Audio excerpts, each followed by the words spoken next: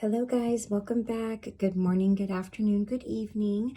We are going to be reading chapter 7 in A Guide for Lightworkers by Archangel Michael, channeled by Saratoga Ocean. The subject of this chapter is prosperity. And as my reminder per each one of the videos that I've been making with this book, the writer or the author and Archangel Michael do ask that you take this information in using your heart rather than your intellectual mind. That's how this book was intended to be communicated, I suppose. So I'm going to do my best to do that, and hopefully you will as well. So let's get started on prosperity. I think this chapter might be a few pages longer than maybe the previous ones. So I am going to try to read it all in one video for you. Prosperity. Prosperity is a topic that should be very close to our hearts as lightworkers. It is also a very interesting topic. Let us begin by talking about all of the ways that the ego loves to mislead us about the subject of prosperity. Like everything else in the domain of the ego, prosperity is erroneously defined.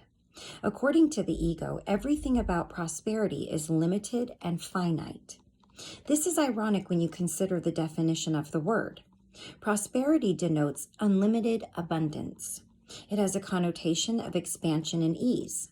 So why does the ego pretend that everything about it is so difficult and unattainable? Why does it get presented as something so scarce? In truth, prosperity is available as a worldwide phenomenon because it exists as a principle, not a thing. But the ego does not want you to know this. It would rather have you believe that it is like the pieces of a very limited pie, where there is only so much to go around. In truth, prosperity is one of the many attributes of the infinite. One of the most exciting things about the real world, right here, is that there is no such thing as trying to get something against all odds. There are simply no odds against it. Infinite abundance, infinite God, and infinite love are all one and the same. It makes absolutely no sense to think that there could ever be struggle. In order to have struggle, you have to have something always working against you, which is what we have here in the finite world. On Earth, we tend to believe that struggling against this something, whatever it is the entire point of the matter. Can we overcome that something in our lives? Most of the time, the answer is no, so we learn to do the best we can with what we have. Now, the ego has taught us to make poverty a spiritual quest. The ego has told us that God loves lack and poverty. This is kind of funny because it is like saying that God does not want you to expand and instead prefers withdrawal. Can you imagine God behaving like some kind of a miser who hoards his beneficence and is reluctant to support anyone? Once again, the ego provides us with another cartoon-like explanation. Let us ask ourselves why the ego would want so much for us to believe in poverty as a spiritual quest, as a way to please God. What do you think happens when the people of the world live in poverty, starvation, and lack? More pain and suffering, of course. Lots of despair, hopelessness, and desolation.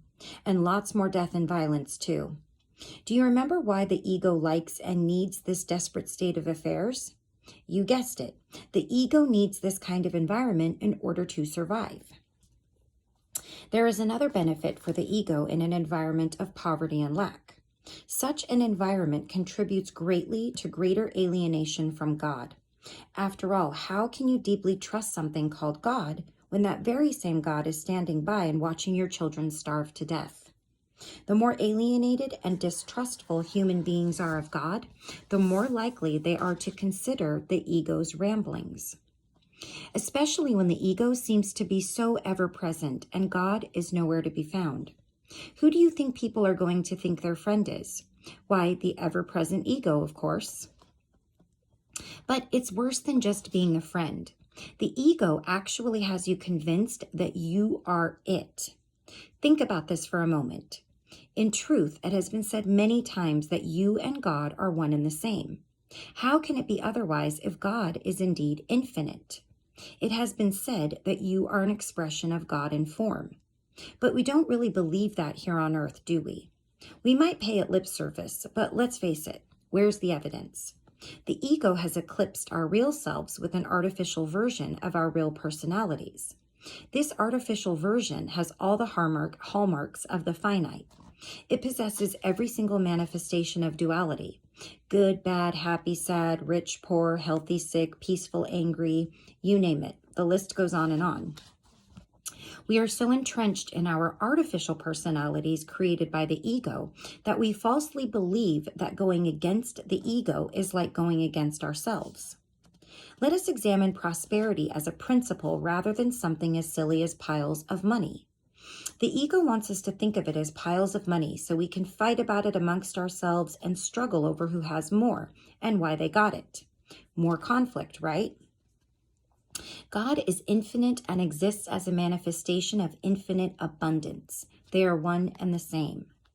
You can tell that this is true just by observing the unlimited nature of the known universe.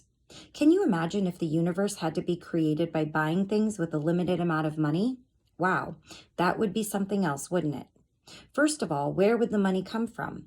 Who would organize it, and who would tell God that she couldn't have it?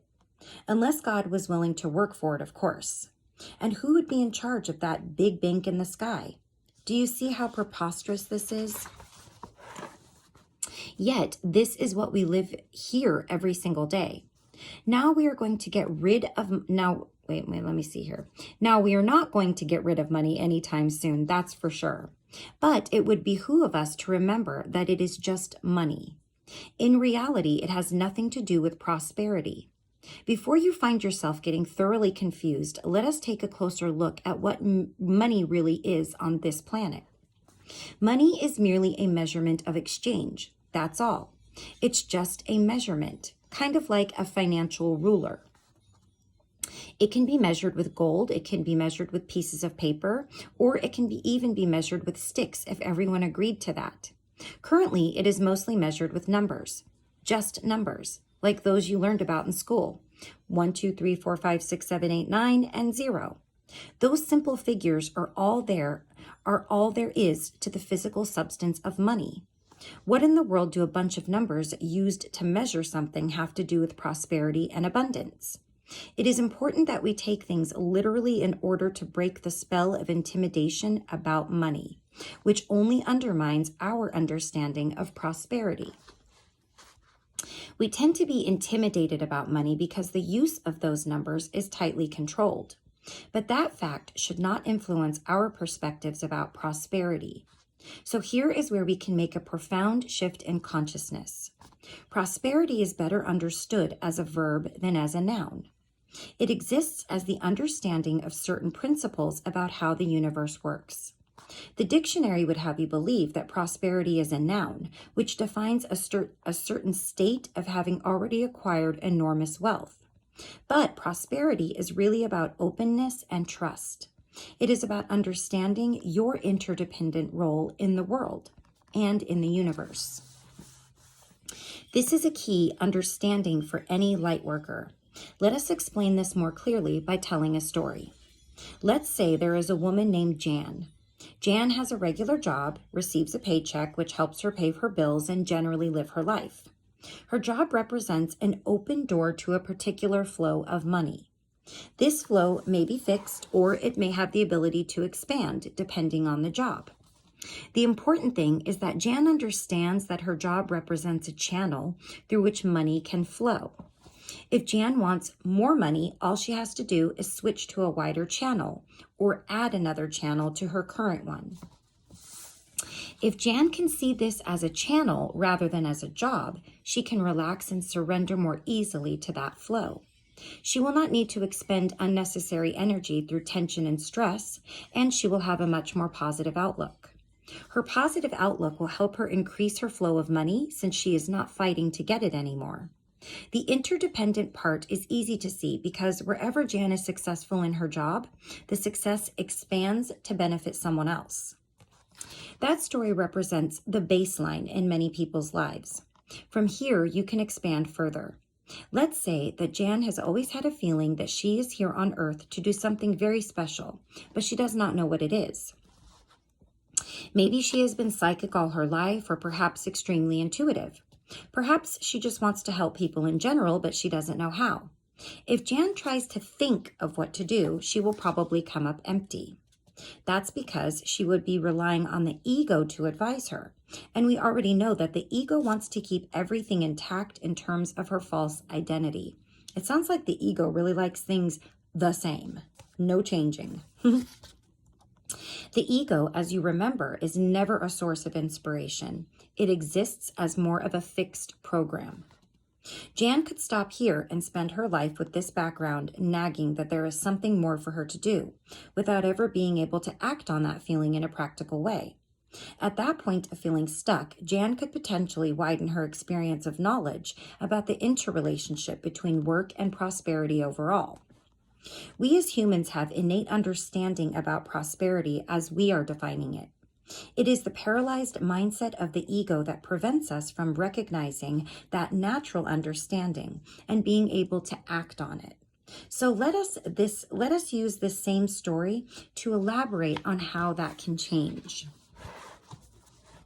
Prosperity always includes an element of interdependence in the world and co-creationship in the universe. It exists as the natural synthesis of these elements in action. Going back to our story, let us remember that Jan, like everyone else, has guides and angels working in conjunction with her to aid and help further her evolution, whether she is conscious of that fact or not. This represents the first element of the co-creatorship in the universe.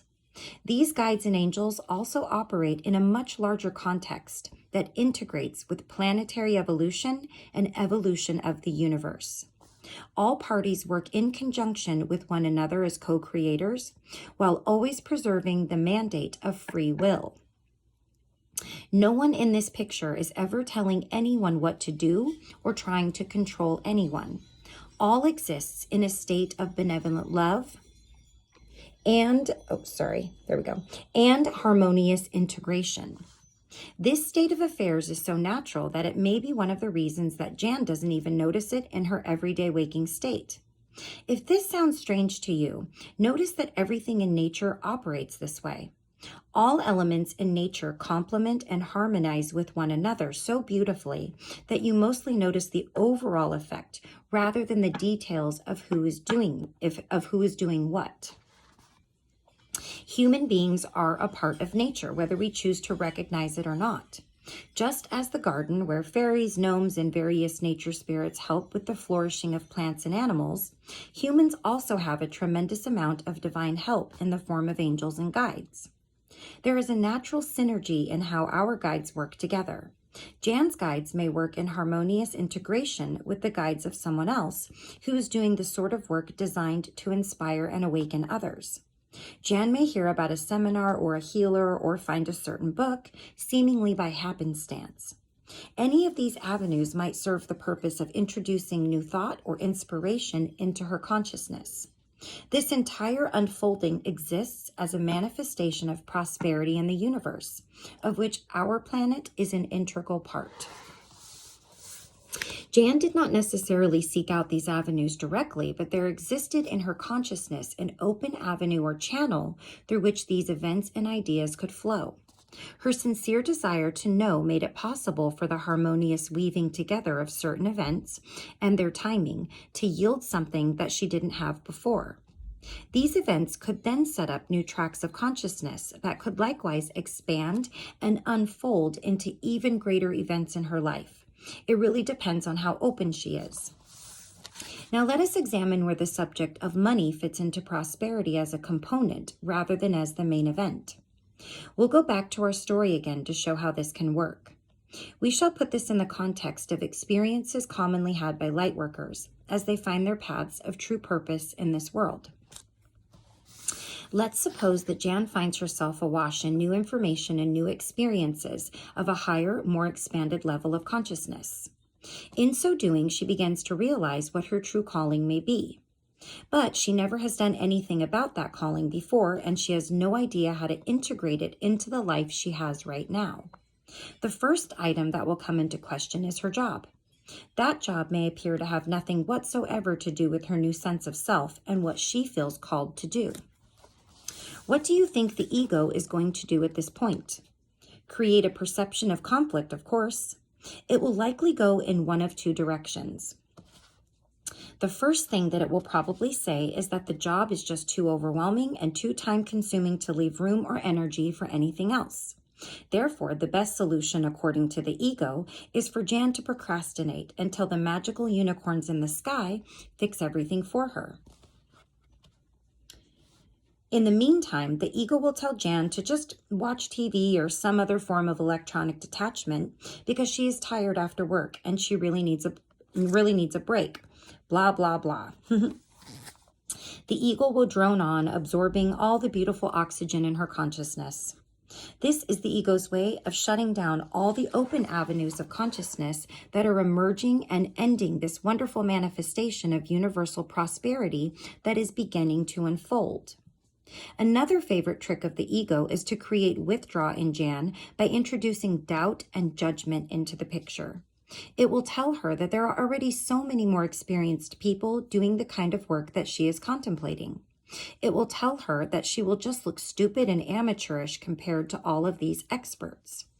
Besides, the ego will say, why would anyone want to come to her when there are so many other better people around? In case Jan hesitates to buy into this line of reasoning, the ego has another trick up its sleeve. It will suggest that she needs to take a whole bunch of workshops, read a whole bunch of books, and explore as many different teachers as she possibly can find, just to be sure she is ready to do something of her own. Naturally, this is the carrot on the stick routine that the ego is famous for. You know, like chasing having the donkey follow the carrot on the stick when you want to get them to go. Needless to say, the ego plans to never ever be satisfied that Jan has done enough. There will always be one more seminar, one more book to read, one more teacher to investigate before the ego will say it's enough. The ego has subtly changed Jan's motivation to learn from that of a sincere, heartfelt desire and openness to go forward to one of fear, hesitation, and holding back. The ego is now using learning as a means to procrastinate. And the final, most famous trick of the ego, to sabotage Jan's natural movement into her purpose and higher consciousness, consists of the following. This is generally the last trick that the ego pulls out of its hat when all else has failed. It will say, you know, Jan, you are going to be so good at this and so amazing that you should just quit your job. Cold turkey. Just do it, Jan. Remember those magical unicorns that I told you about? Well, they're all set to just whisk money into your bank account, no questions asked. After all, Jan, don't you think that the universe is going to take care of you? You should have more faith. Go ahead, Jan. Quit your job. Just do it. The ego knows that this is just a lot of baloney, but it is really feeling threatened because Jan is seeming just a little too serious about actually wanting to take on her true purpose. The ego's real plan here is to shut down all of Jan's possible avenues of income, thereby crippling her from being able to do anything at all. Because Jan has never physically done anything to enact her purpose as an actual line of work, the ego knows that she cannot realistically replace the income of her long-standing job overnight. It hopes to crash her entire journey by convincing her to remove that current channel of income, knowing that she will be in no position to build a new avenue of income when she is desperate for money just to survive, eat, and put a roof over her head. The ego hopes that after this terrible experience, she will lose all confidence, give up on this stupid idea, go get another job, and watch TV to escape all memory of her mistake. The ego's real agenda here is to remove all channels of income, prosperity, and the like in order to teach Jan to stay in the box of her formal personality. Now that we have exposed the ego's main tricks of sabotaging Jane's opportunity for universal prosperity, let us see what this story might look like if Jan doesn't fall for any of it. The first thing that will happen is that Jan's consciousness will remain open and therefore available for true guidance. Much of such guidance does not happen on a conscious level. It unfolds as synchronous opportunities, meetings, and intuitive ideas. This again represents a channel of prosperity in these particular forms. The way that Jan can stay attuned and open to these divine channels is to stay in touch with her heart and remain in a positive, loving, and sincere place. Jan may recognize that she needs further education in the area of her purpose, but she will approach this constructively and know when to take the next step. Her education will not be used as a way to avoid something. This is where a clear understanding of the principles of universal prosperity can help Jan flourish and succeed in her new endeavors.